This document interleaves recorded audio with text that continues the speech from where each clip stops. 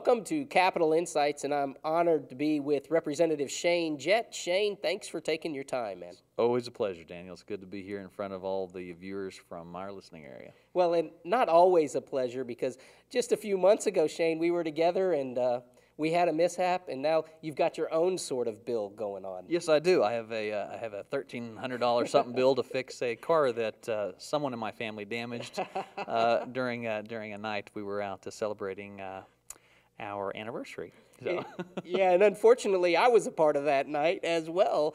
We had a good time, though. Everything was great. It was just unfortunate how it ended. But now, Shane, up here talking about legislative bills, there's a lot of things going on. You're having some meetings upcoming with a lot of influential parties. Talk a little bit about your work here at the Capitol this week. Well, today we're focusing on, this is the deadline for submitting all the substantive language that we have for the bills that we're presenting. And I'm focusing on upcoming meetings to talk to, I would say, pillars in the agritourism, tourism in general industries. We're looking at, because of my responsibility as the tourism chairman, we're looking at agro-tourism that has a particular impact on my community, since we have the Tom and Robin Mickles corn maze. It's very popular, and that's just one of the things we have locally. We're looking at ways to expand that further to try to develop the tourism industry and pull in agriculture, since rural development is something that needs to be focused on. We are also meeting with some of the pillars in Oklahoma City.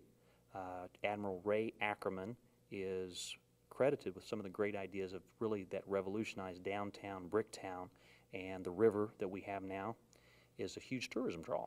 So we'll be meeting with him and recognizing basically the fact that Oklahoma's success in tourism is built, we're building on the shoulders of giants. So I want to meet with Governor George Nye, Ray Ackerman, with Lee Allen Smith to find out how they did it and what some of the ideas that they'd like to see happen yet, because the ideas themselves are not as important as the person that come up with those ideas, because they're still bringing more ideas. So I'm wanting to bring them to our committee and say, hey, how did you do it, and what would you like to see us to do to take it to the next level? So basically, recognize those who blazed the trail before us, give honor where honor is due, and find out what can we do to take Oklahoma to the next step.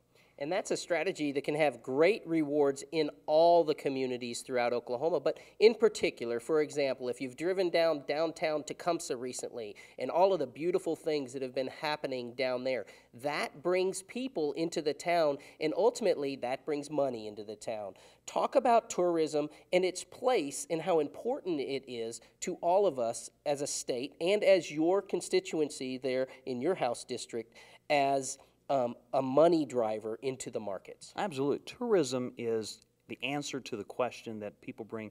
We bring a lot of incentives to outside companies trying to bring them into Oklahoma, and the companies who are already here ask the question, what are you doing for us? Well, that answer is tourism, bringing people into the state and allows them to spend that money here. And tourism, a functional definition of tourism is giving people a reason to come to your area and spend money while they're there. Tecumseh has done a spectacular job recently with the Centennial Initiatives, and of course we have Barbara Hertz, who is a local artist who put together the War Memorial. A lot of people come in just to see that, and while they're there, they stop at Gliori's or Zocalo's or some of the other nice establishments right there in downtown Tecumseh. And we have, because of those restaurants, we now have a Chinese restaurant opening again. Yeah. And that is the basic essence of tourism. It's getting people to come there, and then when they get there, say, hey, let's spend some money. Right. If you look at the Oklahoma City model, Mick Cornett says that if you can get someone to pull off of I-40 or I-35 into Oklahoma City proper, they'll spend about $250 before they get back on the highway, on average. And wow, that's what we're trying to do in Shawnee, in McLeod, in Asher, Tecumseh, giving people a reason to come and stay, spend some money, have a good time, and hopefully come back. And also, when you build a market like that, you need infrastructure to be able to support it. Something that's very dear to the constituents of the Tecumseh and your entire district is that 4-lane project from Shawnee all the way to Tecumseh. And there's a big tourism draw there with a golf course and also the Citizen Potawatomi Cultural Heritage Center.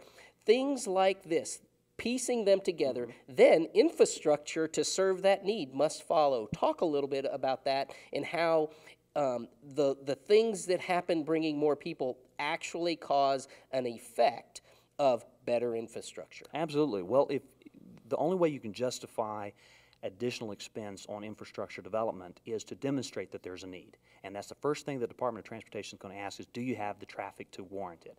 And they'll put out the little strips across the road to count the traffic, and they'll send out traffic counters as well. And we have, I think, a great coalition between Shawnee, Tecumseh, the Citizen Potawatomi Nation, and the absentee Shawnee tribe have indicated a great interest in and participating in, along with the county commissioners also, of seeing that four-lane project put to go through between Tecumseh and Shawnee. And anytime you can get a project where all of those major entities are in agreement, that's a good project. And we have the Citizen Potawatomi Nation that's interested in providing in-kind contribution to make that happen.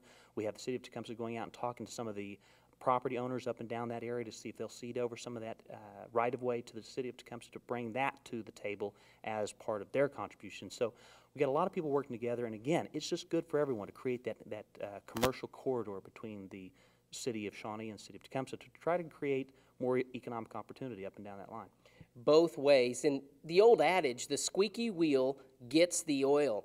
That's what can happen with infrastructure building, even with the communications industry, in the sense of the superhighway and the internet and getting to our rural schools. The more people that talk about it, the more people that call up to the Capitol and raise ruckus, the more likely that it's going to take place. And I know that that's something that's near to your heart, Shane. Talk a little bit about the information highway that you're trying to fill throughout your district. Well, and you did hit on a key issue that's near and dear to my heart, because without the infrastructure investment in technology, our kids in rural Oklahoma cannot compete with not only people from kids from Oklahoma City or Tulsa, but with the rest of the world, and that's what it is today.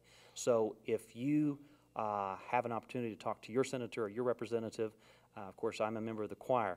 Let it be known and let your family know that we are listening, and if we hear from you, you will get results. And it's very important that we insist that we follow the example that has been set by Tennessee and Kentucky to do broadband rollout, Wi-Fi rollout, whatever is necessary to make sure that our kids in rural Oklahoma have access to the same technology as anyone else in the world, so that when they graduate from high school, they can compete in a global economy. A lot of issues take place up here at the Capitol, and you are always a part, because these are your representatives speaking for you. So always know that you can speak into their lives what you truly desire to happen up here. Shane, thanks, as always, for taking your time out. Daniel, appreciate what you're doing to make sure that we get our voice out, and also to make sure that our constituents feel like they're informed and involved. Thanks for tuning in.